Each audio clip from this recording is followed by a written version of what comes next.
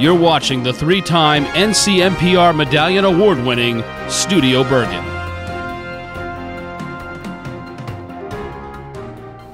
Hi, I'm Larry Levanka, and welcome to Studio Bergen. New year, new top 10. Let's see what made the chart this month. Number 10. Past and present faculty and staff came together at the college's annual holiday party last month to celebrate the season. Among the attendees was retired Executive Vice President and Professor Emeritus Ginny Lachlan. It's really fun. I've seen so many people that I know, and I'm proud to say I still remember most of the names. It's always been a very significant occasion on this campus. So it's nice to be back and involved in it, although I think I probably made all of them but one. The highlight of the event may have been the incredible desserts prepared by the college's culinary students like Monica Hidrogo.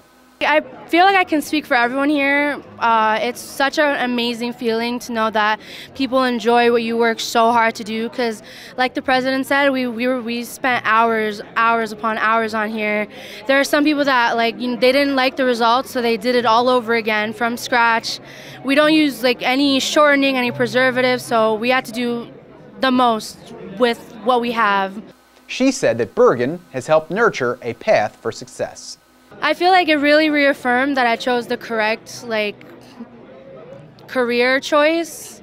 Personally, I've loved cooking since I was little, and it might not have been my first official choice or first choice, but it's definitely the path that I'm glad I went down. Number 9. Motivational speaker Dawn Breeden headlined the college's World AIDS Day conversation, which featured her story. In 1991, while she was 5 months pregnant, Breeden was diagnosed HIV positive. A year after her son was born, a 2-year custody battle with her son's father began and ended with a vicious attack on her and the murder of her son. She now speaks at events across the country to help make an impact on the lives of others. Number 8. Time is running out to register for the spring semester as part of the Community College Opportunity Grant, the tuition-free initiative launched in the fall by Governor Phil Murphy and the Office of the Secretary of Higher Education. For more information, just watch. There's a new opportunity at Bergen Community College, a tuition-free education. Under the Community College Opportunity Grant through the Office of the Secretary of Higher Education, eligible students enrolled for the spring 2019 semester can attend the state's #1 college for associate degree graduates and begin their path to a degree. Classes begin January 14th, so don't wait. Eligibility requirements, including an annual income below $45,000, apply. For more details, visit free.bergen.edu. Number 7. Gallery Bergen opened its season with Belongings, a photography exhibition on citizenship, featuring the work of Dorothea Lange, Ansel Adams, and Clem Albers and Tamara Marino, exploring the topic in 2 eras, the 1940s and the present. The pieces from Lange, Adams, and Albers document the registration, processing, and internment of 120,000 people of Japanese ancestry in the West. Meanwhile, the exhibition's contemporary work by Chilean photographer Tamara Marino, previously featured in National Geographic, examines the plight of Central American refugees who traveled over 1,000 miles through Mexico to camp on the gateway to the America's International Bridge in Nuevo Laredo, hoping to obtain asylum in the U.S. Gallery director Timothy Blunk curated the exhibition. The whole question of citizenship and who are Americans, who are we, who belongs here is the sort of open-ended question that we're hoping to answer or at least address through these images. And to that effect, we're trying to engage the campus community in exploring some of those issues. It's very topical. Number 6. The Student Government Association set out to make the winter season a little warmer by collecting soup for those in need. The project, which set out to collect 150 cans, ultimately delivered 163 as part of the week-long initiative centered around Giving Tuesday. Student Afra Losker said it was a meaningful project for many, including those at the college. The SGA took on this project because we acknowledge that there are students in need and sometimes students do go hungry. So personally, I have been to the food pantry and I have used these services and it really does help with students in need. Number 5. Led by professors Dr. Mina An and Dr. Kil Yi, the college has launched a new initiative with the Korean Community Center of Tenafly that will create a series of lectures and seminars on various topics for members of the large Korean population in Bergen County. The outreach program began last month with a kickoff event at the college.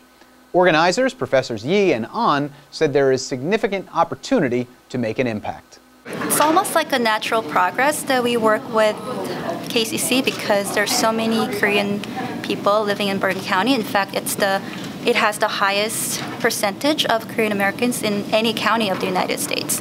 So it makes sense as a public institution that we work with the Korean Community Center.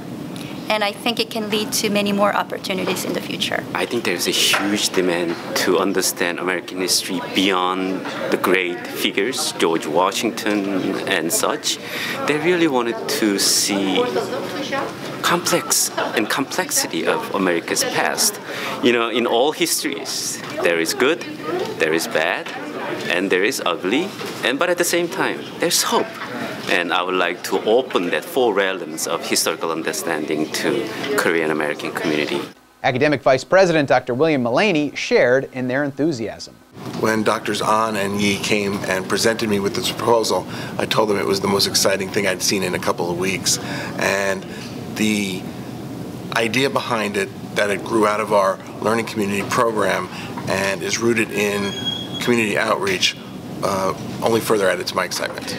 Korean Community Center Executive Director and CEO discussed why the program has excited the community. Feedback was a phenomenon from the community through the email and phone call and the person-to-person the feedback, because they are exciting first of all to receive the high education from the college, because this is the first time for us to bring the high education from the college to the center, and then this is a very well designed 15 series of lectures to talk about A to Z of the American history, culture, and tradition. So this is a perfect and complete course for the community. For more information, email mahn@bergen.edu. Number 4. Those charged with communicating on behalf of the college have once again proven they have a way with words. For the 4th consecutive year, the college and its Office of Public Relations, Community and Cultural Affairs have earned recognition from the National Council on Marketing and Public Relations, NCMPR, for exemplary communication campaigns, winning 3 awards. Bergen has now won 8 awards from the American Association of Community College Affiliate in the last 4 years. A first-place award was earned for the 50 for 50 campaign in the event fundraising category, which took place as part of the institution's 50th anniversary celebration. Designed to create a lasting legacy of the 50th anniversary at the institution, the campaign ultimately secured donations from more than 400 current and former students, faculty, staff, and community members. Proceeds will provide educational support and student scholarships through the Bergen Community College Foundation. Recognition in NCMPR's print advertising category came as part of another initiative in the 50th anniversary celebration with the 50 Years of Success Stories advertising series. The final award applauded a 2-time NCMPR honoree, the institution's video news magazine, This Program. The NCMPR District 1 Medallion Awards recognize excellence in community, technical, and junior college marketing and public relations activities at 650 colleges in the northeastern U.S., Canada, and the U.K. each year. Number 3. It's one thing to go for a hike. It's another to do it on the Appalachian Trail. The whole thing.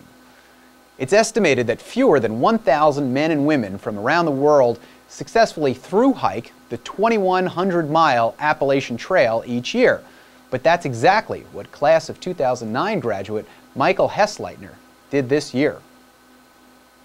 On his 3rd attempt to hike the trail, the first 2 were derailed by injury and other circumstances, Hessleitner started out on March 20th of this year from Springer Mountain, Georgia, walking 8 to 10 miles per day at first before maxing out at up to 25 per day near the end of his journey to Maine.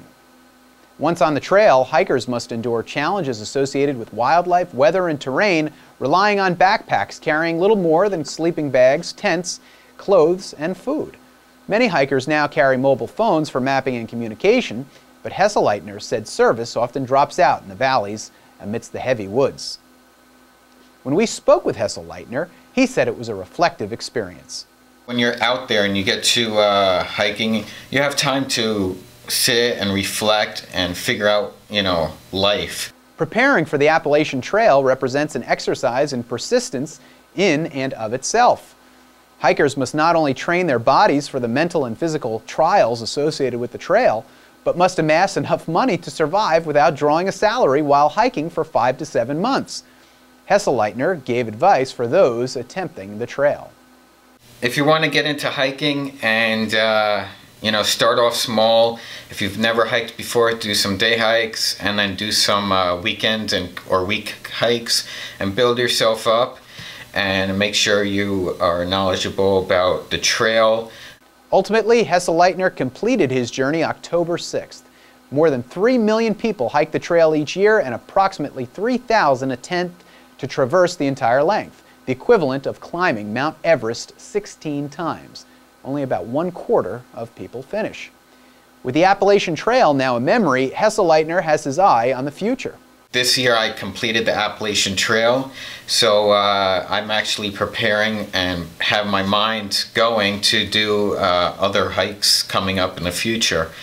He believes Bergen played a role in his success. Bergen is an amazing place here. I came here as a theater, to get my theater degree, and there are some great, amazing people. Number 2. With the spirit of the giving season behind them, 124 students received $101,000 in scholarships from the Bergen Community College Foundation. The December ceremony, attended by the students, foundation, board members, college trustees, families, and guests, awarded student scholarships between $500 and $1,000 for them to continue their education in the spring semester. Number 1. Fitting, our number 1 story features the number 1 student in the state of New Jersey.